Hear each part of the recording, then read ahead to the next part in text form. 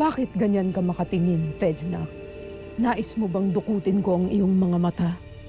Akala mo'y isa ka pa ring reyna kung ika'y makapagsalita. Tanggapin mo na lamang ang katotohanan, Mitena. Wala ka ng korona. Wala ka ng maipagmamalaki.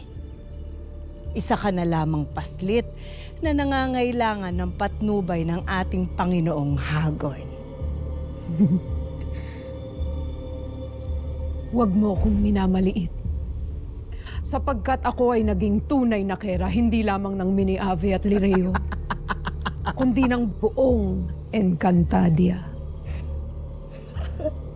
Samantalang ikaw, sino ka? Isa ka lamang utusan at sunod-sunuran. Nagsalita ang isinilang na sumpa. Sumpang yumanig at nagpanginig sa buong Encantadia.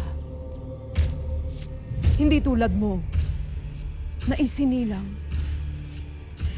namatay, at nabulok sa balaak na isang alipin, na ang tanging ipagmamalaki lamang ang pagiging anino ni Hagorn. Warka!